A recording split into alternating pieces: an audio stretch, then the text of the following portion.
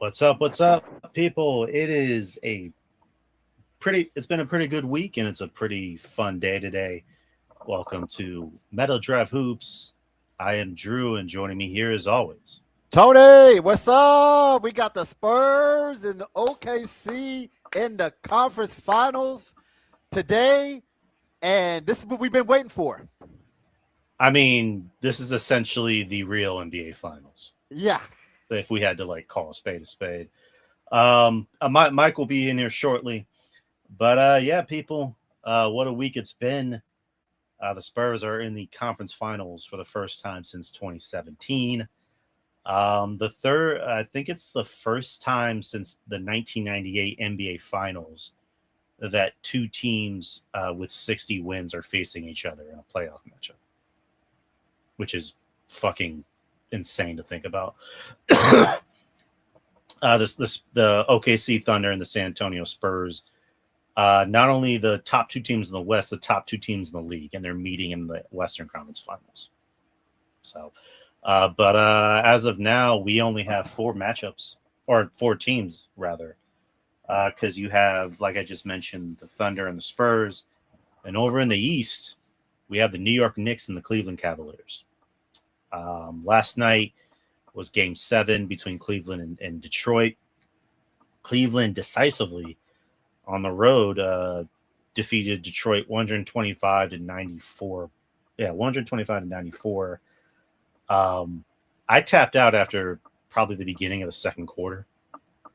I mean, to be honest, I wasn't really that invested in the game, but just seeing where it was going, I'm like, yeah, Detroit's not making a comeback. They don't have enough shooters on this team. I said it before. Outside of Cade Cunningham, who do they have?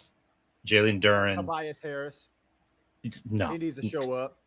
No, Tobias Harris is not that guy anymore. I mean, he was hardly that guy before, but having a 30-something-year-old Tobias Harris as your second scorer, he can't get it done. Jalen Duren really can't get it done. Outside of that, I mean, you got, who is it? Jenkins, who was their highest scorer. And that was a guy who came in on a 2-way contract and ended up getting signed, which is, I mean, good for him. It's obviously very impressive whenever you can do that. But yeah, Detroit kind of showed their ass, even before this series, where they were down 3-1 versus Orlando. I mean, granted, they still came back and won the series, but Cleveland was just too much for him. Donovan Mitchell, he has help. I mean, he has Jared Allen, Evan Mobley. He has good shooters like Struss and Wade. Merrill. James Harden didn't exactly have a great game, but 9 points. Yeah, 9 points, but I think that was kind of overshadowed by how well the rest of the team played. Yeah. So Cleveland won, which the right at the end of the day, the right team won. In basketball, it's always about matchups, and Cleveland were just better on each ends of the court than Detroit was. And obviously they need to find more help for Detroit. Specifically Cade Cunningham. But how do you feel about Cleveland and New York in the conference finals? I got New York going to the finals. This is the first time James Harden has been to a conference final since he was with the Houston Rockets. Mm-hmm. Yeah. So obviously he didn't show up for this matchup at all. I don't know what's up with this guy in big games, but dropping 9 points. But Donovan Mitchell, Evan Mobley, and Jared Allen. Jared Allen had 23, and Evan Mobley had 21. So that was good. They just been unlocked, and Jalen Duren, man, he's got to get in the lab and work on his offensive game this summer to give them a chance. Cage Cunningham only had 13 points. It just wasn't a good game for them. So, how I see the Cavaliers, I got the Knicks winning that series.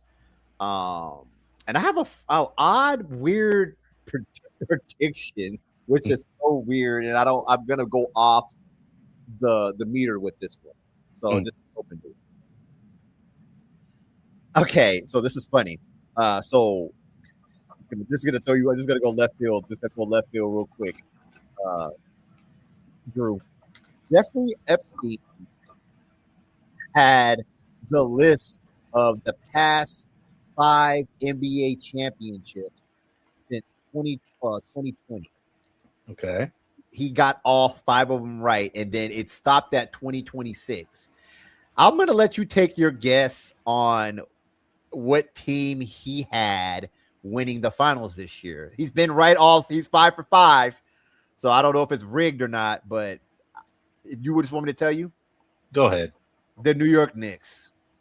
Okay. Yeah, and it's weird. It's weird that the New York Knicks are going to go to the or in it right now. So I think it's something to look at. But I just thought that was funny. But yeah, that was left field. But yeah, I got the Knicks winning that one. How about you, man? I'm going to say the Knicks. I think the Knicks they do match up well with New York. But I think Karl Anthony Towns is playing some of his best basketball. Mm-hmm. I said before, he needs to be the guy. I mean, Jalen Brunson, yeah, he's he is the guy, but Karl Anthony Towns really needs to be the guy. Yeah. Jalen Brunson can do the scoring, obviously. Josh Hart is a really good defender. What the fuck's his name? The other guy, Parsons. Parsons? He needs to step the fuck up. Parsons? No, am I saying it right? Number 25. Who is he? For who? For the Knicks. Number 25. Bridges. I don't know where I got Parsons from. Bridges. I'm sorry. Mikal Bridges. Okay. Yeah. My bad. Mikal Bridges, he needs to step up. Yeah, he does. He needs to be the guy that they traded a lot of draft picks and players for. Yeah. He needs to be that guy. But Karl Anthony Towns, I think, is playing some of his best basketball as of late. So I think he can outplay Jared Allen and Evan Mobley. Certainly Evan Mobley. Mm-hmm. So I can see that being I think the Knicks are going to win in 6. Mm-hmm. And the Knicks are going to the finals. So as far as old Buddy Boy's I shouldn't even call him Buddy Boy. His predictions we'll cross that bridge when we get to it. We'll cross that gross bridge when we get to it. But let's move on to what we've been wanting to talk about. Yep. Shai Gilgeous-Alexander wins MVP 2nd year in a row.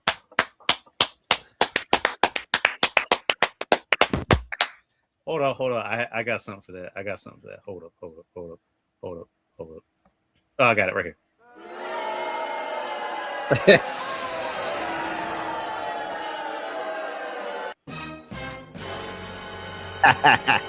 No, wait, that's the wrong one. I got the right one right here.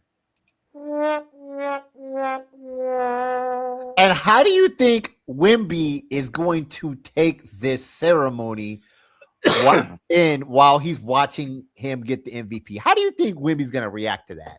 I mean, I shared something on Instagram on my story where it's like when Michael Jordan was talking about Karl Malone winning MVP. He's like, "Oh, so you think he's better than me? All right, well, he can have that. I'll just take this." Wemby's already had a schedule. He's the ultimate competitor. Yeah. He came back. Well, I should say, I guess came back after the elbow game, and I think he went nuts. I think he had like 29 points. He was pissed. Yeah, he was pissed. You don't want to piss Wemby. Yeah. You don't want that dude all over you. So, pause. But I mean, Wemby just it feels like with him, when he knows there's a weakness, he makes it his strength. Yeah. Like in the first game against Minnesota, they found a way to take him out of the game, even though he scored a triple-double and he broke the record for most blocks in a game, but he was still ineffective offensively. But what did he say after that game? He said, I was doing things that my team didn't need me to do. Yeah, like shooting 8 3-point shots that you didn't make. Yeah. Which is weird because that was still a game that they lost by only a point, or like a point or two. which came down to a Julian Champagny 3 that he was like wide open for. And that's a good shot for him since he takes 70% of the shots at the 3-point line. So I would rather him take a 3 than a 2. Go ahead. Yeah, I agree. Totally agree. You know, let's just kind of backtrack a little bit. So the Spurs ended up closing out Minnesota in Game 6 in Minnesota on Friday, May 15th, in a very decisive win from pretty much, well, I shouldn't say beginning, middle, end, because there was a point where Minnesota cut the lead down a little bit, but the Spurs still ended up winning by 30 points, 139 to 109. Victor Wembanyama had 19 points, 6 rebounds, and 3 blocks. Stefon Castle, we'll get to him in a bit, 32 points, 11 rebounds, and 6 assists. De'Aaron Fox had 21, Champagny had 18, Vassell had 11. Our boy Luke Cornett, he actually had more blocks than Wemby. He had 4 blocks, 6 points and 6 boards. Dylan Harper had 15. So everybody literally played. Mitch Johnson let everybody on the bench, including your boy Mason Plumlee. I love Mason Plumlee. Everybody, I just want to let y'all know that. Love the Plumlee brothers. I know you do. He had 2 points. Keldon Johnson had 0 points. I mean, granted, it was a blowout, but still. Yeah, we kind of need him. But I want to say something real quick. Regardless of how we won this series, we could have won it earlier if Wemby didn't elbow, but we needed that. Wemby needed to elbow that dude, Naj Reed, in the face. He needed it. But what I can say from this, we have gained so much experience from this series. Like, I feel like us winning this the way we won it and how they wanted to be physical with Wemby, I think that added an extra layer of dimension to Wemby's toolbox now. So now when he encounters that, we know that he can adjust to that. And that was one of the main things that I said that, you know, I was afraid of with the Timberwolves matchup was just the physicality, because I just didn't think Wemby was, you know, trained for that, ready for that. But I saw that he is, you know, went through that series, and, you know, how is OKC going to play him? Because he's already faced, like, I kind of what you said earlier, Drew. It seems like whatever he finds out his weaknesses, he works on it. And I felt like that was one of his weaknesses, physicality, and he worked through that, and we won it in 6. So I'm just trying to figure out, what is OKC going to do or try and do? Like, because the physicality, you know, is not going to work. So they're going to have to find something else. Well, two things. First thing, what's up, Mike? Hey, what's up? What's up, man? And second thing, this is just kind of a nitpicky thing. Why don't you guys have pictures on your avatars? Oh, I could do that. I could put it up there. Yeah, it's not something I'm like mad about. It's just more just like, I don't know, just put a picture up, please. Okay.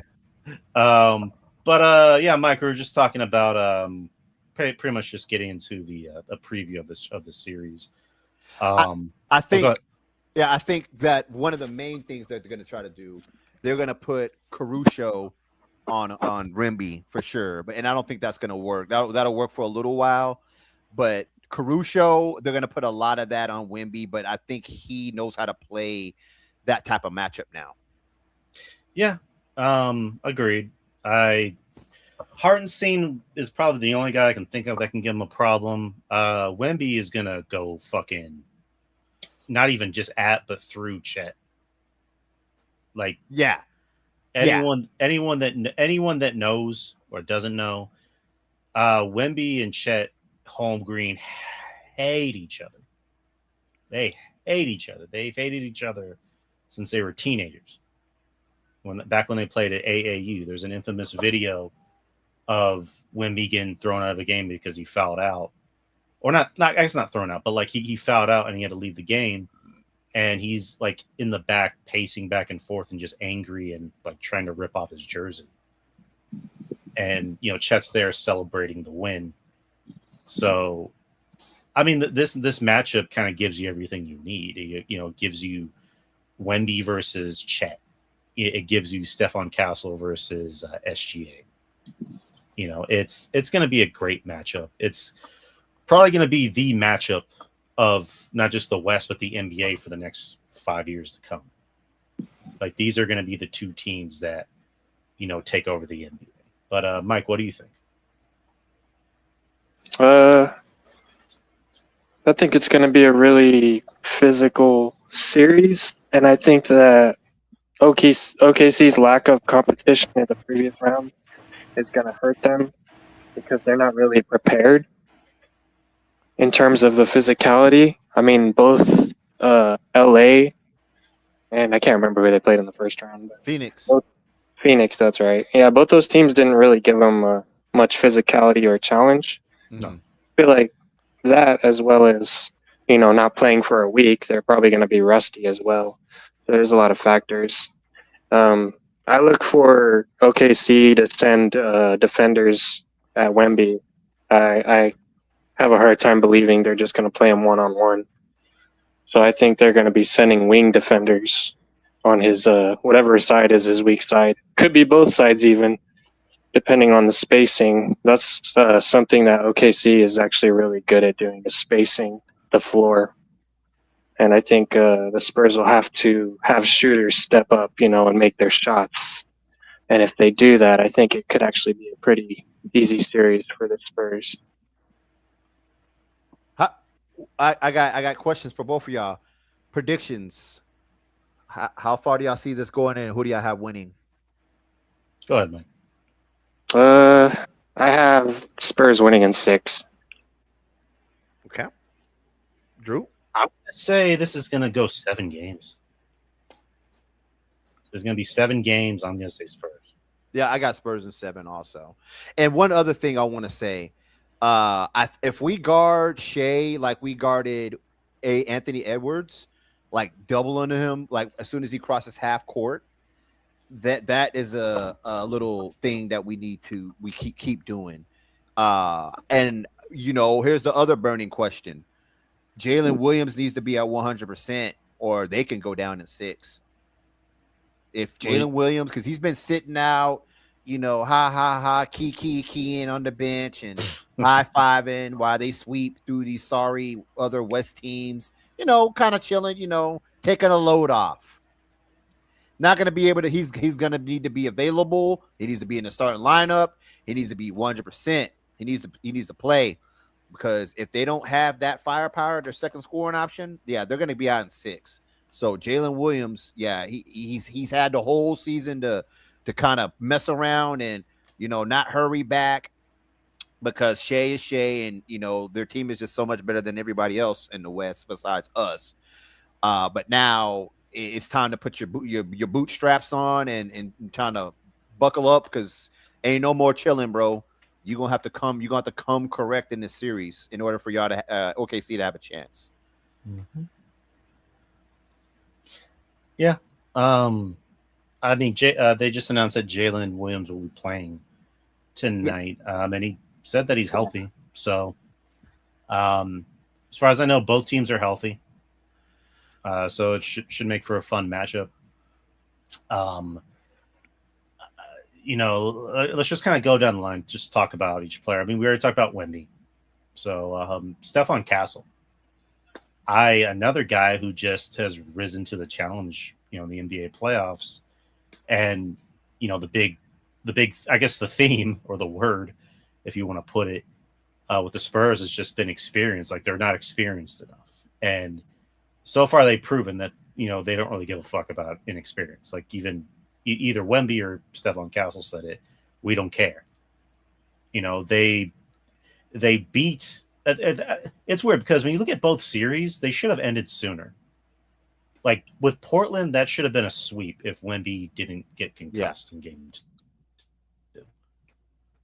But yeah, we need Wemby to play in all games. With Wemby, Minnesota, if Wemby didn't throw that elbow, that. What was that? No, I said we need Wemby to play in all games. All games. I literally I couldn't make anything out what you just said because I think I can hear Tony. I just can't hear Drew. I said we need Wemby to play in all Tony. games. All games. He needs to play in all games this series. Yeah, I agree. Because even though the Spurs are still a good team without Wemby, that was Hey, Drew, you're cutting out, bro. right. Like, you Drew, know, I think you're having issues, was it Drew. game 3 in Portland? I'm cutting out. Yeah. Hold on. What are you saying, Mike? I was saying the Spurs are still a good team without Wemby, but I don't think we have a chance in the world playing OKC without him. No, we're just an average middle of the road team without Wemby. We saw that in the Minnesota series. Okay, They're- can you hear me? Yeah. Okay. All right. Hello. All right, cool. Yeah, I mean, even the 2 games where he wasn't there, those are games that one of them they won, and that was on the road. And then in Portland, and then when Wemby got ejected, that was a game that they almost won, and they only lost by 5 points. And that was by, who was it? Was it IU, whatever the hell his name is? Like, he ended up catching that football pass, like all the way at the end of the court, which he almost like turned the ball over. If he would have turned that ball over, we probably would have been, I don't know, maybe talking about a different game. But go ahead, Mike. Oh, the one that he kicked, right? That bounced off his leg. Yeah, and then he caught it. Yeah, that was a wild possession. So I actually think going against OKC, I think the bench is going to be one of the biggest benefactors. I don't think OKC has anyone that could stop Harper or Keldon if they're on their game. Harper has speed that nobody on that team can match, and Keldon has bully ball. And I think he was pretty successful during the regular season against OKC, if I remember correctly. One of the reasons we won most of the games. Yep. Mm-hmm. Even the one that Wemby didn't play, I think we won. There was one in December, I think, that Wemby didn't play. Yeah. That we won, and even that was crazy because we didn't even have Wemby, and we were still able to beat the best team. So I think the bench is going to be the biggest thing, especially with man, I might be getting his name wrong, but it's AJ Mitchell, I think. Yeah. That dude has been balling in the playoffs. Like, the Thunder have actually played better with their bench than they have with their starters, it feels like, and he's one of the main reasons for that. So we definitely have to lock that dude down on defense because he's buckets. But I would say out of the whole guard play, I say we have the best guard play between the 2 teams. Yeah. Yeah. I would agree. I wouldn't say Stefon Castle's better than SGA, but as far as their other guards, Castle, Fox, and Harper, they're definitely better than the rest of their guards. That's for sure. Yeah. So, is Fox playing tonight and Cornette? They're all on playing. the injury report. No, they're all playing. Oh, that's confirmed. Okay. As far as I know, everyone's healthy. They were listed as questionable earlier. Yeah, they were. I don't know. I watched First Take earlier, and they said that everyone's healthy. Yeah, Fox was listed as questionable in the last game against the Timberwolves as well, but he played. So ever since, I don't know if y'all saw, but it was Dosamu that landed on his leg, who jumped on his leg basically in a play in one of the last games that caused the injury to Fox. So hopefully he's all right. I don't see him sitting out on a playoff game. I don't think that's part of his nature. I see him playing. There's no way you sit this out. You don't sit this out. Everybody's hurt right now. Yeah, and we need Cornette. Cornette is going to be very valuable off the bench. And even if I know the Thunder like to do the two big man lineup, so we might have to deploy French Vanilla in response to that. If Mitch will even do that, it doesn't seem like he wants to do it in the playoffs. Mm-hmm. Yeah, I mean the small lineup thing I think works in small doses, but I think I think Minnesota, or not Minnesota. I think Oklahoma, their bigs are, obviously bigger. Minnesota, all they have is Rudy Gobert and Julius Randle. Whatchamacallit, Portland, they had Brian Grant and what the fuck's his name? Klingon. And then you look at OKC, like they have bigger bigs, so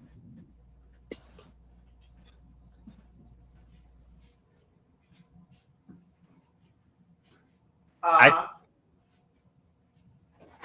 can see Mitch maybe calling some audibles, but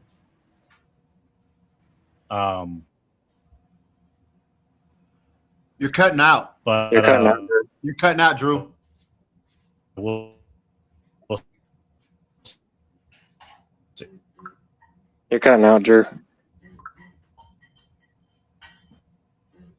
don't think he can hear us, Tony. Wow. Just me and you, Tony. Yep.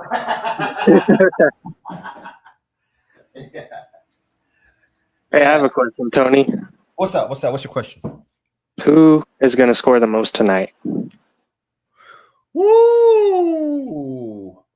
Because you know who scored the most the last game? Wasn't it Castle? Yeah. All right, I'm back. It was Castle that scored the most. That's a good question. I would go. I'll go SGA. Yeah, that's how many free throws? Yeah, the refs are going to be in full effect tonight. Yeah. At least there's no Tony Brothers or Scott Foster tonight, so. Yeah. Well, the thing about us in comparison to other teams, we have so many guards that play defense that we can throw at SGA. So he's not going to just be able to just run around the court like that. And he hasn't really had a really good playoffs as far as his like normal numbers, because obviously he probably doesn't even play the fourth quarter like he normally does. But we have people to throw at him. Champagne's going to get it. Vassell's going to get it. Keldon's going to get him sometimes, and then Castle's going to be on him for the bulk of the game. And then guess what? We got Carter Bryant too. Carter Bryant got a little experience from playing Anthony Edwards, so he's going to get his fair share of crack at him. So we're going to have some guys and some dudes to throw at him. I'm interested to see how often we double him, though. That's what I'm really interested to see. That's going to be interesting to see how they contain him. I think SGA is probably a better all-around player than Anthony Edwards. I also think Anthony Edwards, he was also playing hurt. So that's kind of don't give me that. Okay, all right. Well, that's what the report said, but yeah, I agree, because he was never at 100% in that series, and you could tell. I mean, granted, he still put up like pretty big numbers. Yeah, and hit clutch shots and shit. Yeah. But I think with SGA, this is going to be like his first true test in these playoffs, because who exactly, like the Thunder, they beat Phoenix. They swept Phoenix in the first round. And then they swept a Lakers team that had no Luka. And you had a 41-year-old LeBron James carrying the team. And then you had half of Matt Reeves. And I say half of Matt Reeves because Matt Reeves wants a max contract and he plays like shit. So I don't know what the fuck that is, but he doesn't deserve a max contract. He's not a max contract dude. No, like, and who was their second best scorer? Luke Kennard? Yeah. No. And then DeAndre Ayton's fucking ass. He's like ass and chips. Like whatever the fuck. Just a quick question. Am I sounding okay? Yeah. Now you are. Okay. I think it's because I had the banner on. That's why there was a lot of lag. So, anywho. But yeah, so yeah, they had kind of an easy road to the conference finals. I think the Spurs had more of a hurdle, even though, like I mentioned earlier, those are some games that they probably should have won, but for obvious reasons they didn't. And then you look out east, New York hasn't really had much of a challenge heading to the conference finals. Cleveland probably has had the tougher road to the conference finals because they've had back-to-back 7-game series. So, but it's gonna be a fun conference finals, not just for the Spurs and the Thunder, but Spurs and the Thunder, but New York and Cleveland looks like it's gonna be a fun matchup. Yeah. Unless Harden chokes. Which he will. Yeah. He scored 9 points in the last game, Mike. Game 7. 9 points. Jeez, dude. I don't understand. I never will understand that, dude. But I got a question for both of y'all. What y'all think about Anthony Edwards with the handshakes at 8 minutes? I thought. I know everybody was like, shitting their pants over it. I mean, I do agree. Stephen A. Smith, he mentioned on First Take, you probably should have waited till after the game to do it instead of like 8 minutes left to go. And granted, you're still down by 30, but maybe you should have waited for after the game to do that. Just, I don't know, kind of strikes the wrong tone. Yeah. When you just head over there and shake hands with the opponent and then not even sit next to the rest of the team for the rest of the game. You sat next to DiVincenzo. Yeah. On the other side of the court. So, I got why you probably should have waited till after the game, though, in my opinion. Yeah. What he did was disrespectful to any of his teammates that were playing still. But with that being said, it was entertaining and funny to see him do that. Like, he just does what he wants. Yeah. That's all I got for that. He's like, hey, are y'all hiring?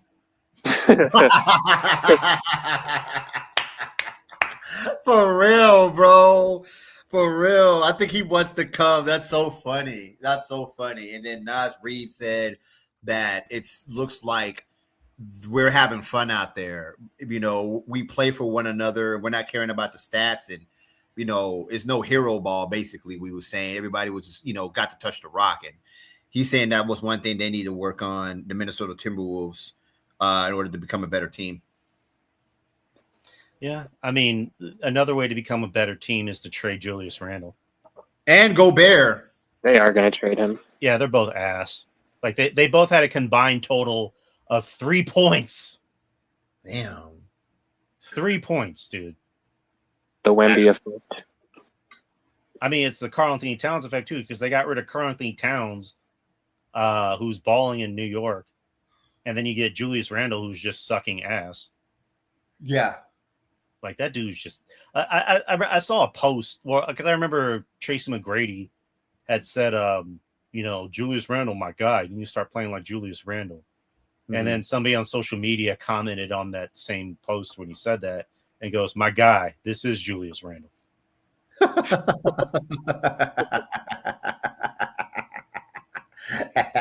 So funny. Yeah, I mean, Julius Randle's not that guy. I mean, he's a decent player at best, but he's not a big moment player. Never has been. Wasn't that in New York whenever they started becoming good again? That's why they traded him. Yeah. And got Karl-Anthony Towns. Look at him now. And he's certainly not that from Minnesota. He's not a second option. He's a third option kind of guy. Exactly. Like, that's the best way to put it. Like, I don't even think he should be a starter. Damn. Oh, damn. I don't know about that.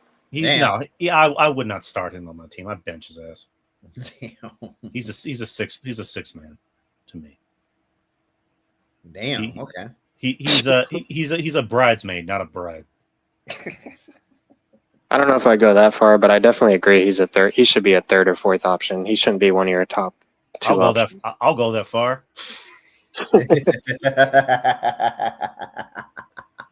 Yeah. Okay. Oh man, but yeah. Pretty soon, Anthony Edwards is going to want out of Minnesota. You think so? Because who are they going to get with him? I don't think they're going to be able to get anyone with him. He's going to want to leave pretty soon, and he's going to want to win championships, and he ain't winning in Minnesota. Like, trust me. Wherever he does go, I don't know, but it'd be interesting if he goes to Chicago, since he kind of embodies Jordan in some ways. No, not after that handshake moment. No. I said some ways. Okay. There's still a lot of teams that would want him. I guarantee you that, because he's a certified scorer. Hey, can the Spurs get him? He was asking for a job application. We can't afford that. What are his references? I don't think they'll be able to get him personally. I mean, it's one of those things of like, it'd be nice if he came here, but who are they gonna have to get rid of to get him? Mm-hmm. So I think at the moment the Spurs are fine. He'd have to be a free agent for the Spurs to get him, probably. Yeah, and he's gonna want a max contract. Yeah, it's not happening, and we got so many other contracts that we got to see through. We got to figure out Harper, Wembanyama. I think we should just go ahead and sign him to a max deal, because if we wait another year, the salary cap is going to keep on getting higher and higher. So the earlier we sign this dude to the max, the cheaper he's going to cost. Let's go ahead and get that out the way. And who else is up right now? Is anybody else up, Mike? Hold on. Let me check. Keep talking. I have not checked the contracts recently, so I could not tell you. Although I think Barnes is going to be, if I remember right, Barnes is going to be free agent. Yeah, he's not coming back, unfortunately. I like him. I like his veteran presence. Unless he wants to come back for the minimum. He's going to come back. I'm almost positive he'll come back. You think so? All right, Yeah. So I got it here. De'Aaron signed his max, so he'll be here for a while. Vassell, he'll be here for a few more years. Till 2029 is his last year. Harrison Barnes is a free agent. Kelly Olynyk's a free agent. Jordan McLaughlin, Lindsey Waters, Bismack Biyombo, Mason Plumlee. They're all going to be free agents after this year. Julian Champagny, next year. Yeah, he's only here for this year, next year. So, but I can imagine they'll give him a big contract. Not a big. We can't give him a big contract. Well, not like a huge. I'm not saying max, but he'll get some money. I'll just say that. Carter Bryant, he has a few years. Stefon Castle has 2 more years. Luke Cornett has a few years. Dylan Harper, same thing. He's going to be here for 3 more years. Wemby, he'll sign a max. There's no doubt about it. We just need to do it this season. Y'all agree? Yeah. Season, just get it out the way. Well, yeah, of course. Yeah, the sooner the better. Yeah, give that man all the money he wants. What isn't he like the spokesperson or something for Armani or something? I'm not sure. Wemby? Yeah, I know what you're talking about. Yeah, I think he is. Hold on. I know he's sponsored. He's for sure sponsored by them. I do know that Olynyk is making like $13 million. So once they dump him off, they'll have money to get another player. Oh, Louis Vuitton. He's the ambassador for Louis Vuitton. What? Didn't you tell me that Luke Cornett is making more money than Wemby? Oh, yeah, he is. Oh, yeah. Let me go back to those contracts real quick. That's crazy. I know Olynyk is making $13 million. So if they dump off him in this offseason, they'll have money to get somebody else, preferably a stretch big. Yeah, Wemby's making 13 mil. Next year he'll make 16 mil. Cornette, 11, 10, 9, and 9.5 mil. Olynyk is currently making more than Wemby, which is fucking weird. Yeah. Barely. Currently the highest paid player is Fox. Yeah, he's gonna be making bank for a few years. Go ahead. How do y'all think Fox has been playing? How do y'all think Fox played last series or this series? Or I thought after 1 is where he started to step up. Okay. Because 1 he was just god awful. Like the first game he was god awful. Mm-hmm. And then I think he realized that and just started to step up and hit big shots. So when we're thinking about guys that need to play better, we don't need to worry about Wemby. We don't need to worry about Castle. We don't need to worry about Harper, again, way, way, way ahead of schedule. Yeah. The guy, I don't even think he's old enough to drink. And he's already playing like he's been in the league for 10 years. Yeah. The guys that we really need to step up are Fox. Like Fox needs to be the guy every night. He needs to be the guy that's getting that max contract. Keldon Johnson, Champagne. those He needs three to guys. knock down his fucking threes. He needs to knock down his threes. What else we playing you for, man? If you ain't knocking down your threes, what's your use? Exactly. Like those guys need to all step up. You know, especially Keldon Johnson, Mr. Sixth Man of the Year. Like, come on. Yes, Yeah, sir. he only had one good game, I think, in the whole playoffs. Yeah, that was Game 5. Well, it was definitely needed, but we definitely need more of that. Cornette's been playing well. Carter Brandt's been playing well. Go ahead. Cornette. I'm sorry to cut you off. Cornette's been missing a lot of dang layups. Like, dude, make a layup, bro. He's been missing a lot of layups, but I mean, that last game he was doing all right. You know, a couple games ago, like, you know, he caught some alley oops. But I've been seeing him in these playoffs. I'm like, bro, you're missing bunnies. Like, you got to make these. But hopefully, you know, he'll do better this series. Yep, agreed. But yeah, I think that's kind of where the team needs to be at. Like Champagnie definitely needs to knock down threes. He broke all these records for the Spurs, most threes in a game, most threes in a season. He's allegedly the best 3-point shooter in the playoffs right now. And it's like, come on. Hey, well, if you get to jack up 10 threes a game, like you're gonna even get some records. Right, but it's just like we need that. Where's that Champagnie? Yeah. Like, come on, dude. Like we like it's not as if you're not getting open. Mm-hmm. You're getting open, but you're just not knocking down the shots. So we need that from you, Julian, if you're listening, which I doubt he is. But yeah, Devin Vassell, I think, is a guy who's kind of a hidden gem in this series. He's a key factor.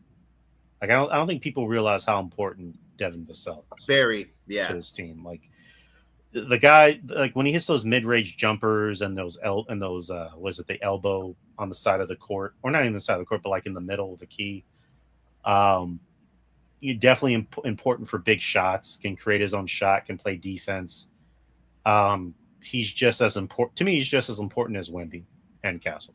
Yeah, I call him like our security blanket, just in case Champagnie decides not to show up.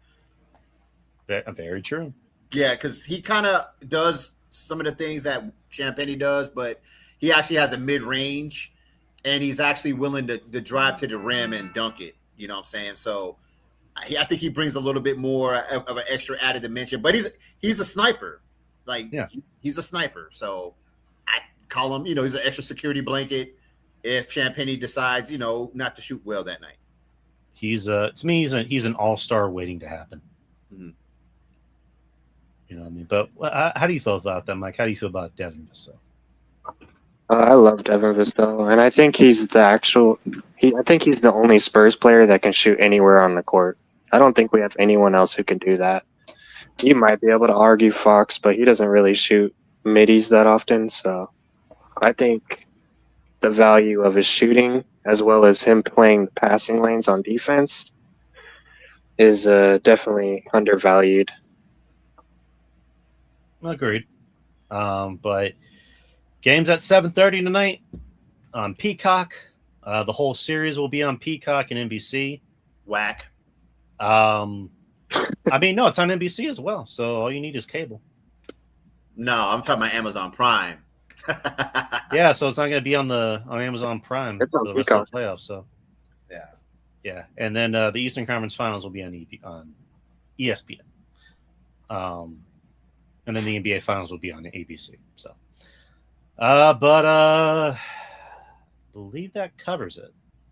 That's pretty much everything we need to talk about. And then I guess get this out of the way. RIP to Brandon Clark and Jason Collins. They passed away last Tuesday. Brandon Clark was, I believe he was still playing. He was still an active player for the Memphis Grizzlies. 29. He's a young man. Yeah, younger than us. I'm not sure of the details of his death. And Jason Collins, I believe, and if anyone can correct me, please. I think he was battling cancer. What? Yeah, that's right. What? Yeah. Go ahead. And he was the first openly gay NBA player as well. Yeah, I thought it was Jerron Collins, but okay, yeah, he was gay. I remember him. He was the first gay NBA player. Openly. Oh, my bad. Openly, Dwight Howard. Oh, my bad. Well, he's just on the low. No, but no. 7 foot bottom. Oh God. Does But yeah, it- Jason Collins played for the Nets. I think that's kind of where he was most notably as a player for the Nets when they were New Jersey Nets and they were the Brooklyn Nets. But yeah, been battling cancer for years. Sucks. Cancer sucks. Plain and simple. What can I say? But RIP to them and to their families. So. All right. Well, that's about it. Unless there's anything else you guys want to bring up. Nope. No, I got nothing. All right, people. We'll more than likely be back next week around the same time. And yeah, the games are actually going to come out a lot quicker. So game 1's tonight. Game 2 is Wednesday. Game 3 is Friday. It's Game every 4. other day. I'm sorry, what? It's every other day. It's going to be every other day. Game 4 is Friday. Game 5 is next Tuesday. And then if there's a game 6 and a 7, it's going to be next Thursday and Saturday. So, Simple. yeah, the NBA finals are going to start pretty much the week after that. So who knows what's going to happen next week? Or who knows if, by this time, maybe there's going to be a sweep. It's not going to be a sweep. Nudge, 99 wink, wink. rematch. You never know. But anyways, people, that's about it. We'll be back next week. Program notes for the Experience channel. There's not going to be an Experience on Wednesday since Wednesday is game 2, but there'll be an Experience tomorrow. Tomorrow at 9, it'll just be me and Ruben. And then on Wednesday morning, me and Joe Punches will be doing an episode of Lunches with Punches. We'll be reviewing Obsession. So can't wait to talk over that with Joe. But other than that, people, we are done. We'll see y'all next week. And as we always say at the end of these shows, go Spurs, go. Go Spurs, go. Yes, sir. Yes, sir.